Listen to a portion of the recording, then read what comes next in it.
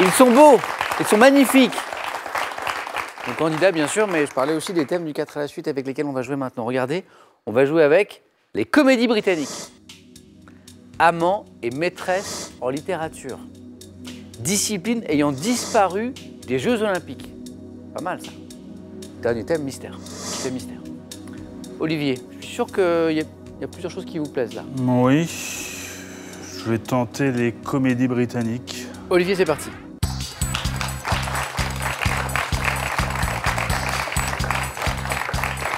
Et donc, on revient au cinéma, dont on parlait tout à l'heure, parce que cinéphile. Voilà. D'ailleurs, vous faites partie d'une association. Oui.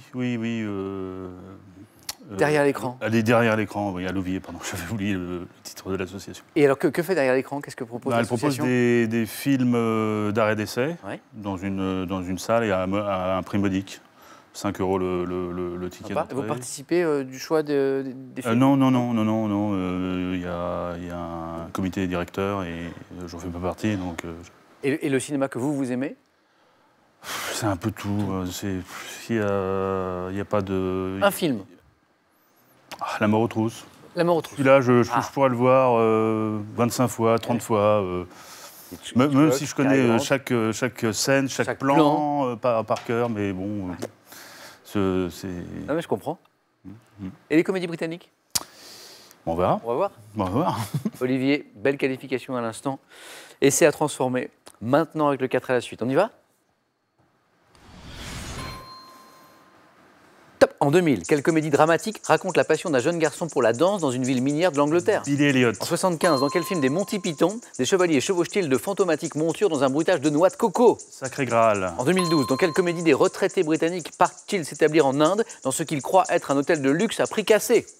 Darjeeling Limited. En 2008, dans quelle comédie dramatique avec Colin Farrell, deux tueurs à gages sont-ils envoyés dans une ville belge pour se faire... Bon baiser de Bruges. En 94, quelle comédie avec Hugh Grant et Andy McDowell? 4 mariages et un enterrement. En 97, dans quelle comédie dramatique des chômeurs d'une ville ouvrière montent-ils un spectacle de strip? En 95, dans quelle comédie de Danny Boyle, trois amis découvrent-ils leur nouveau colocataire mort dans sa chambre? Trainspotting. Non. En 97, dans quelle comédie dramatique? 3 beaux points mérités pour Olivier. 5 bonnes réponses. Billy Elliot, puis que des super films. Billy Elliot, Oui. Monty Python, Sacré Graal, Bon baiser de Bruges. Vous vous rappelez de ce film? Oui, je savoureux, me souviens avec Gleason, Donham Gleason. Il y a Colin Farrell dedans. Colin Farrell et des puis dialogues. Ralph Fiennes qui pas mal, joue le rôle du... Bien déjanté. Comédie patron. policière. 4 mariages et un enterrement, ça a jailli tout de suite, le full Monty. Je reviens tout de suite sur ce qui aurait pu être un 4 à la suite. Dans quelle comédie de Danny Boyle? D'ailleurs, Trainspotting, c'est Danny Boyle. Mais c'est juste... Mais c'est pas vraiment une comédie, en plus. Non.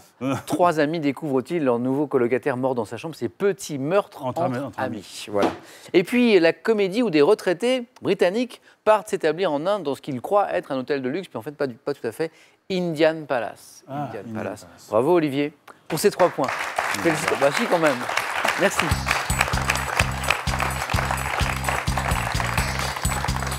Je vous vois un peu déçu, Olivier. 3, c'est pas mal quand même. 4, on est sûr au moins de continuer. Quoi. Même pas? Imaginez, ça m'est arrivé. On est sûr de continuer d'être au dans la moins course. Vous avez raison. C'est vrai, c'est juste. Au jeu décisif. Au jeu décisif, vous avez raison, Olivier. Sarah, soit amant et maîtresse en littérature, discipline ayant disparu des JO. Thème mystère. J'hésite entre deux. On va prendre le thème mystère quand même. Oui? Allez, Sarah.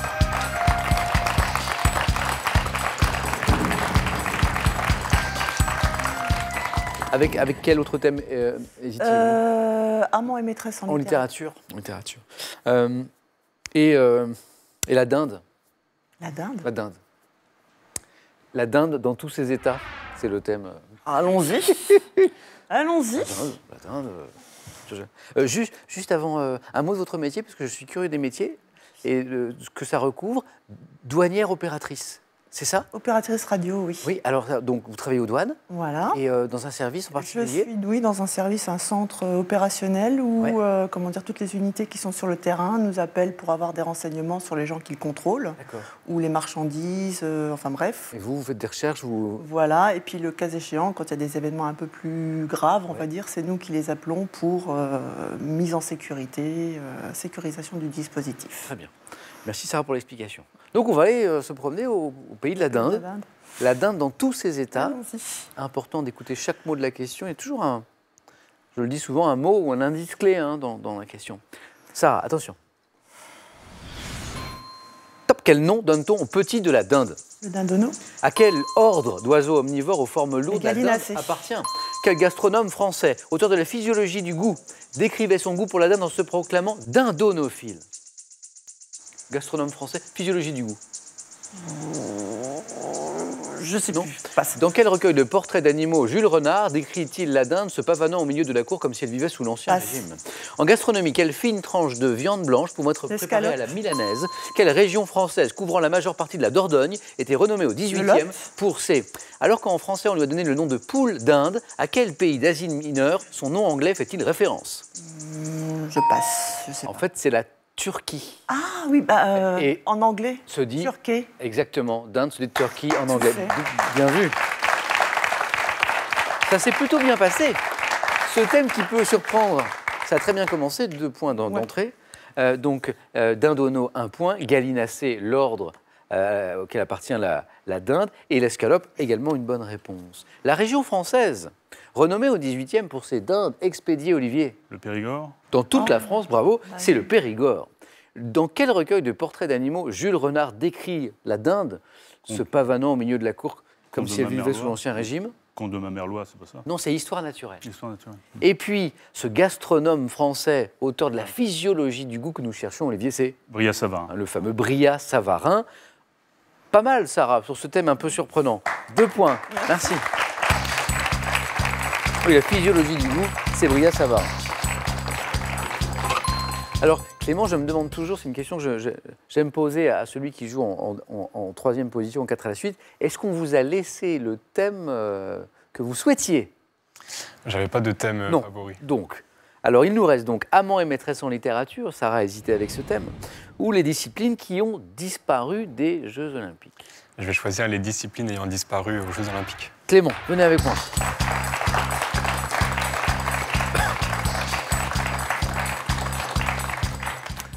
Ce qui me permet de parler de sport avec vous. Le golf, vous m'avez dit non, mais l'escrime, oui.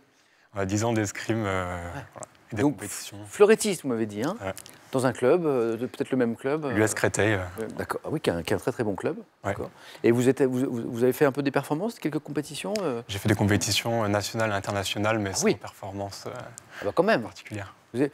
Est-ce que cette compétition existe toujours à Melun, peut-être les 1000 fleurets, je ne sais pas si ça existe toujours. J'y ai jamais participé. Une compétition de jeunes, en fait, avec des jeunes qui viennent du monde entier. Très bien. Qu'est-ce que vous aimiez dans ce sport, Clément? C'est un sport que j'avais commencé très jeune et qui m'avait plu. On avait l'occasion en fait, à Créteil de tester plusieurs sports. C'est ça qui vous et celui-ci m'avait plu, donc je l'avais choisi. Par quoi? Est-ce que c'est la concentration que demandait ce sport, les valeurs aussi qu'il porte Les valeurs, son histoire, et puis aussi c'est un sport assez familial. Mon père en faisait, mon arrière-grand-père aussi. Ah, il y a eu une tradition. Très bien. Clément, je prends les questions. Donc, on va revenir au sport avec ces disciplines ayant disparu des Jeux Olympiques. Et l'objectif est de faire au moins 2 bonnes réponses d'affilée. Clément, prêt?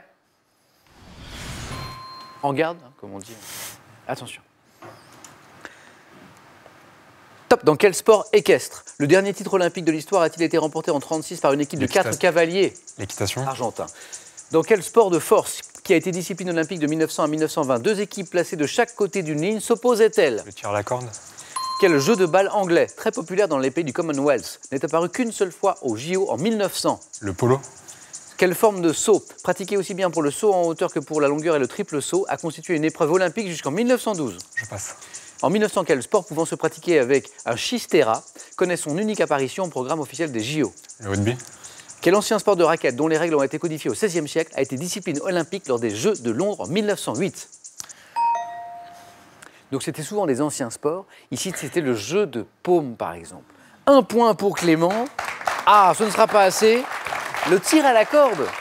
Le tir à la corde a été discipline olympique quand même. Il y avait des surprises. Je reviens sur celle-ci. Vous m'avez donné le polo à un moment, mais en fait, c'était plutôt le sport équestre que nous cherchions au début, hein, dont le dernier titre au JO a été remporté par une équipe de 4 cavaliers argentins. C'est le polo. Les Argentins sont très forts en la matière. Le jeu de balle très populaire dans les pays du Commonwealth. Olivier, Sarah. C'est le cricket. Le cricket.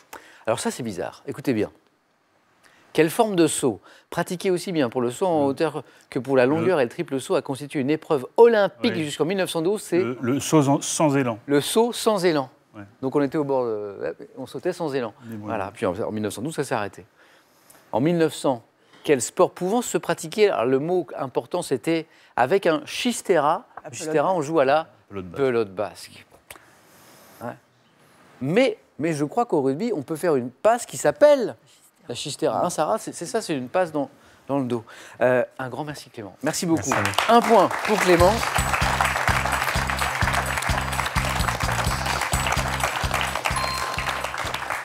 Qui nous quitte, que j'espère revoir avec plaisir dans pas trop longtemps. Clément, bon retour à cette ville chère à MC Solar, Maison Alfort. Et ce cadeau est pour vous. Spartou.com vous offre 200 € pour vous habiller des pieds à la tête parmi un large choix de plus de 3500 marques de chaussures, sacs et vêtements. Véritable phénomène de société, la recherche de l'épanouissement personnel connaît un essor considérable. Avec cette collection, Larousse vous accompagne dans votre quête de bien-être. Allez, dans une petite minute, le face-à-face, mais d'abord, ça c'est pour vous, et c'est pas mal, une nouvelle occasion de gagner soit une voiture familiale, soit 20 000 €. La question, quel chanteur interprète en 66 les jolies colonies de vacances? 1. Pierre Perret, 2. Dave. Bonne réponse 3243, téléphone par SMS 1 ou 2, 7 10 20. Tirage au sort parmi les bonnes réponses. Qui sera sacré ce soir, Sarah ou Olivier? La réponse dans quelques secondes. A tout de suite, ici, chez vous, chez nous, sur France 3.